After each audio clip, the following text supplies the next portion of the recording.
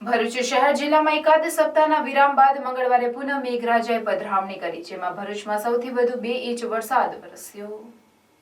છેલ્લા કેટલાક દિવસોથી શહેરીજનો ગરમીથી અને ભેજથી પરેશાન થઈ ગયા હતા। એક તબક્કે ઉનાળા કરતાં પણ વધુ અકળાવતા તડકાને કારણે લોકો પરસેવે રેબઝેબ થઈ રહ્યા હતા। બાફ અને ગરમીથી લોકોની હાલત દયનીય થઈ ગઈ હતી। ત્યારે પુનઃ મંગળવારે વરસાદી માહોલ જામ્યો। મંગળવારે વહેલી સવારે પણ ગરમીનો અહેસાસ થઈ રહ્યો હતો। જો કે 11 વાગ્યા બાદ વાતાવરણમાં અચાનક પલટો આવ્યો હતો, જે બાદ પહેલા ઝરમર અને પછી ધોધમાર વરસાદ વરસ્યો હતો।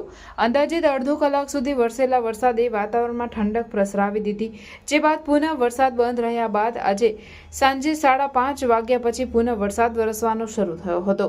મંગળવારની સાંજથી બુધવારના સવારના 6 કલાક સુધીના 24 કલાકમાં ભરૂચ જિલ્લાના 9 તાલુકા પૈકી આમોદ અને જંબુસરને બાદ કરતા તમામ તાલુકાઓમાં વત્તા ઓછા અંશે વરસાદ વરસ્યો હતો, જેમાં સૌથી વધુ વરસાદ ભરૂચમાં 2 ઇંચ નોંધાયો તો અન્ય તાલુકાઓના વરસાદી આંકડા પર નજર કરતા વાગરામાં 5 મિલીમીટર, ઝઘડિયામાં 1.5, અંકલેશ્વરમાં 18, હાંસોટમાં 1, વાલિયામાં 1 ઇંચ અને નેત્રંગમાં 18 મિલીમીટર વરસાદ વરસ્યો હતો।